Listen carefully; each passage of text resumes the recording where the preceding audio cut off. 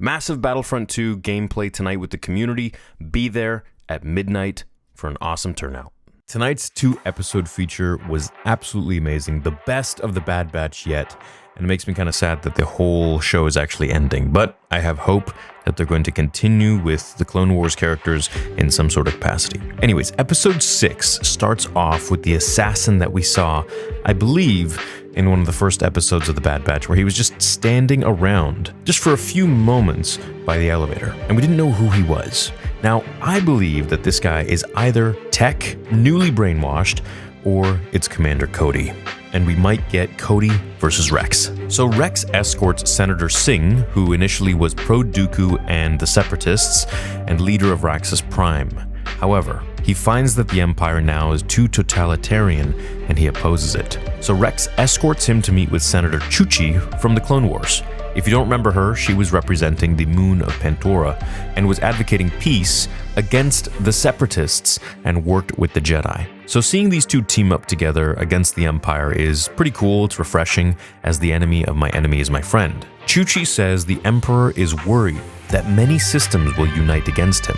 She says he needs to be cautious because he cares about public opinion and can't just strike out openly. Now see, this is interesting because this is all before the Death Star, and once Palpatine has the Death Star at his command, he does what he wants, because if you don't like it, he'll just blow up your planet. As an intruder comes in, one of the assassin clones, Rex alerts the 501st clones, and of course if you don't know, these were the clones that were loyal to Anakin Skywalker in the Clone Wars, and in Legends became Vader's Fist, as they were called. They subdued the assassin Shadow clone, capture him, and get out of there. Rex tells Chuchi and Singh over hologram to lay low until they figure out more. Heading over to Planet Teth, this looks familiar because it's the same planet from the Clone Wars movie where Jabba's son was saved by Ahsoka, Anakin, and Obi-Wan. Rex tries to interrogate the clone, but he's special forces, so he doesn't answer. On Mount Tantiss, Scorch speaks with a new assassin Shadow clone who asks why he's been activated. Personally, I think this is Tech Reborn or Cody and controlled by the Empire. Some in the chat even said that he might have some of Crosshair's abilities, which were taken from Crosshair and then injected into him, which is an interesting theory. Hauser tells Rex to push the interrogation harder. If they want Mount Tantiss, they need him to talk. But what they realize is that his puck had Omega in it. This means that he was sent there to take her. So they call the Bad Batch. Now, while on the ship to see Rex, something interesting I noticed was that Crosshair and Omega are both chewing on a toothpick. Now, I believe this is full foreshadowing, having seen, of course, episodes 6 and 7. This is foreshadowing for their really nice connection that's about to develop. I think that she's really going to start to look up to him, and he's going to really start to care about her. It shows that they're in unison and that they're actually kind of becoming one and the same, and they're really starting to form a connection and a relationship. Like a uncle and niece kind of thing. When the Bad Batch land down, they meet with Rex and Hauser, who has a major problem with Crosshair. He calls him out in front of everyone for getting his squad on Ryloth killed because of his betrayal. They simmer down, and Rex shows the Bad Batch that the puck the assassin Shadow clone had on him shows a hologram of Omega as a target. They want to know why, and what's so special about her that the Empire wants, and doesn't want Crosshair, as they both were the ones to escape. Echo builds a new crossbow blaster for Omega, and it looks like a cool new weapon. As the new Shadow clone tech trooper, which I believe is Cody or Tech, we'll just call him Potential Cody, head over to the Bad Batch, he tracks them from the clone that they have in custody. He sets out to their base. So the crew ask what the Empire want with Omega, and she tells them about the M count and how they took blood samples of her and all her brothers. Rex says that he's heard of this M count before, but isn't sure what it is. Now, of course, he would have heard from this from his old days with Anakin Skywalker, Ahsoka, and Obi-Wan and the Jedi, as of course it stands for midichlorians, which are the life forces living within our cells that can essentially talk to the Force. Crosshair tells them how some clones are created into special ops soldiers meant to undergo conditioning, basically Navy SEALs.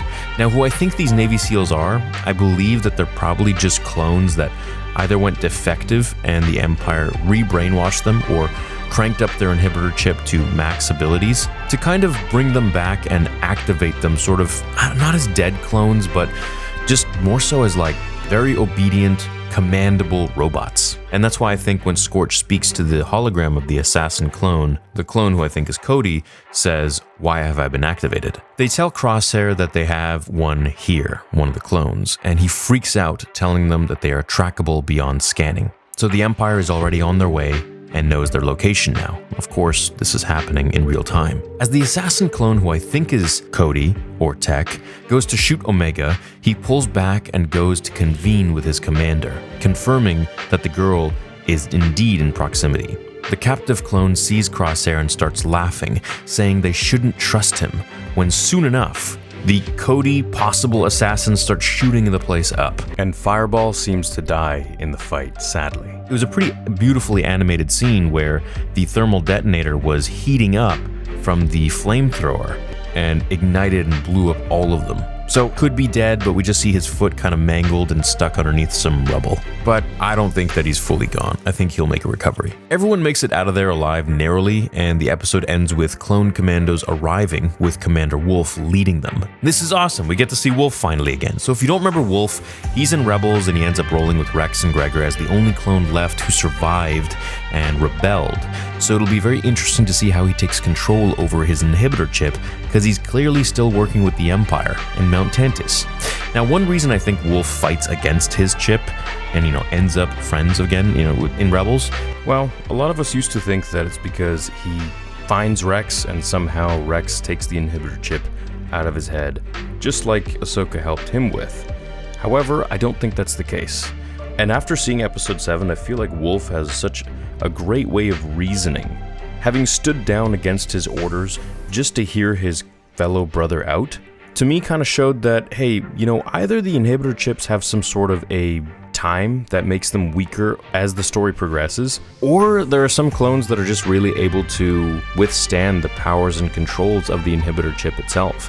And I guess that really depends on the tenacity of the character. And it's kind of funny how it seems to be the commanders that are the ones that can resist it the best, or at least more so than any of the other clones that we've seen. Commander Cody, Commander Wolf, Commander Rex. So I'm excited to see how the story is going to progress with Wolf and how he's actually going to completely disband his allegiance to the Empire and not follow the inhibitor chip's programming, and how he's going to take all of the clone commandos with him. The next episode is absolutely amazing. It's even better than this one, so let's get into that breakdown as well. Thanks so much for watching this video. Leave a like if you enjoyed it, and I'll see you all in the next one. Hey guys, don't forget, we're going to have a massive Star Wars Battlefront 2 gaming live stream tonight at midnight. So make sure you're there, come for a lot of fun, and I also want to remind you that I'm launching TheorySabers.com, full site, with full inventory and every possible selection to choose from in just a few weeks. I'll announce more as we get closer to the date, and I'll hold a live stream, so keep it in mind, and I'll see you guys tonight.